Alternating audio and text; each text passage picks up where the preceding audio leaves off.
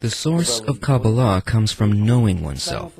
Through one's own being, a man can attain the upper worlds. Such a method is employed in other sciences, where a man observes our world with his sense organs or is assisted by additional devices. We record and accumulate all that data. Kabbalah is no different. Throughout the centuries, people who have attained more and more, penetrating deeper and deeper into the upper world, have recorded this knowledge, and this is how it's developed to this day.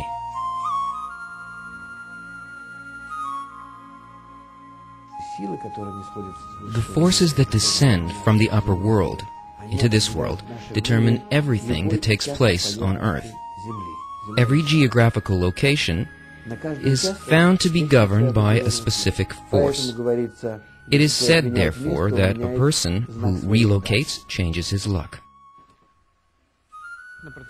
The territory of Galilee, Svat, and Meron in particular were under the influence of strong upper forces over a vast period of time up until the 17th century. These forces positively influenced man, causing him to grow spiritually. People flocked there instinctively, feeling a true presence of the spiritual source there, which could fulfill them. That's why it was written that ancient Galilee was so densely populated that one couldn't find an empty square foot there.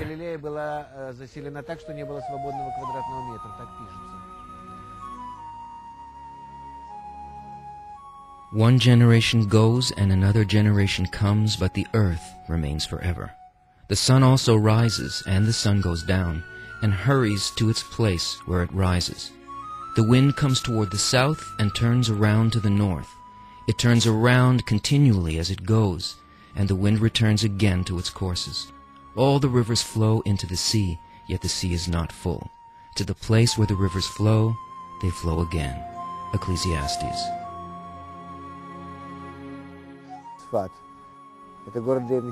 Svad is the ancient city that was home to many Kabbalists. It was a special city, particularly at those times when it was permeated by spirituality. The influence of the upper force was unique and specific to each region of the city.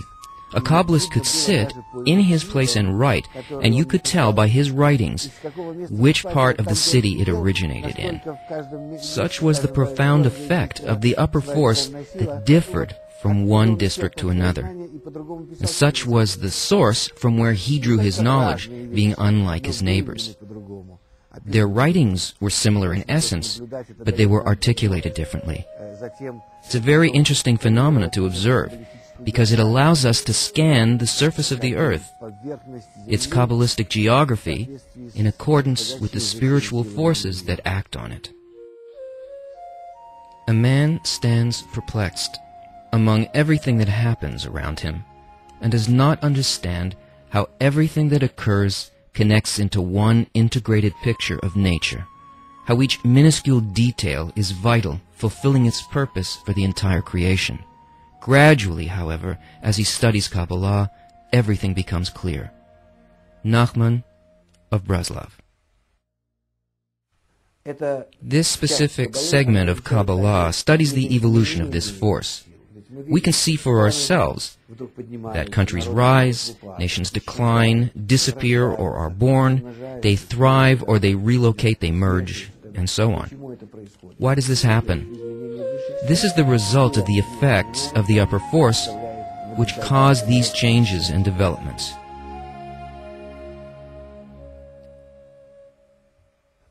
Avdat. It was a city that stood on the caravan road leading from ancient Persia into Egypt. Suddenly it disappears, completely destroyed, whereas other cities, such as Jericho, Jerusalem, and Cairo, remain. There are many cities on this caravan road that disappeared. To everything there is a season, and a time to every purpose under heaven.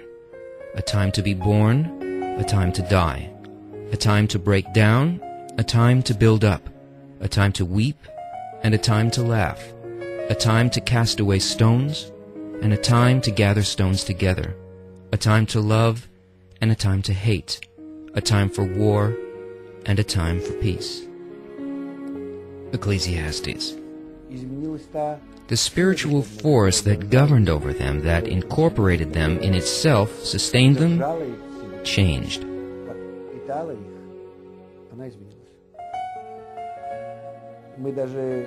We can, in practice, foresee what changes will occur on the face of the earth as a consequence of changes in the upper forces. The upper spiritual force that greatly contributed to the spiritual renaissance in Galilee disappeared around the 2nd or 3rd century CE. As is written in the Talmud long ago, the Galilee would suffer complete spiritual ruin. On the other hand, it was written that a force would show all of humanity the way out from the depths, from the humiliated, fallen state we exist in, and it would come precisely from Galilee, a devastated place, devoid of any spirituality that it once possessed.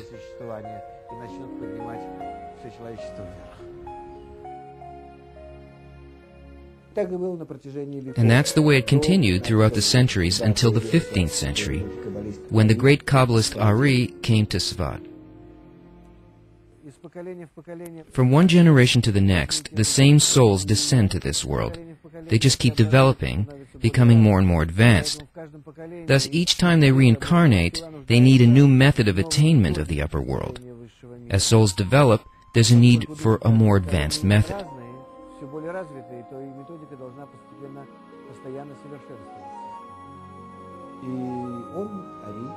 The Ari transformed and broadened this method so that it became suitable for anyone. It was suitable for any group of people, wherever they were and wherever they studied. From the 16th century to the 18th century, large groups of Kabbalists emerged in Eastern Europe and other countries.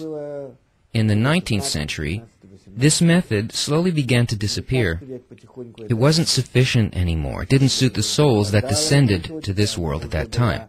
This gradual degradation continued into the 20th century.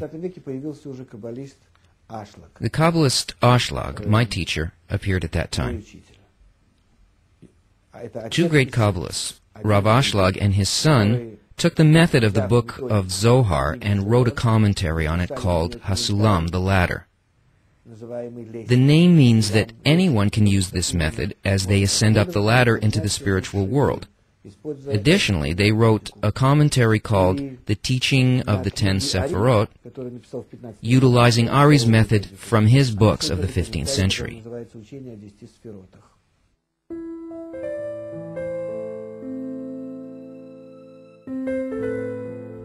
These 10 Sephirot, which are ineffable, of boundless origin and end, an abyss of good and one of evil, of boundless height and depth, they have their end even as their beginning co-joined. Even as is a flame to a burning coal, their master is one. Sefer Yetzirah, Book of Creation.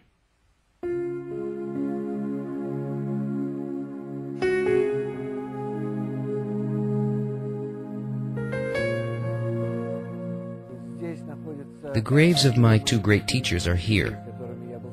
I've been connected to my teachers for many years. All that I receive, even today, I receive through this soul. It's because Kabbalah allows one to connect to the soul of one's teacher during his lifetime. Through such connections, one can attain a link to the souls of all other Kabbalists. For the name spiritual implies an interconnectedness of all souls, where all souls, on the most sublime level, ultimately unite into one.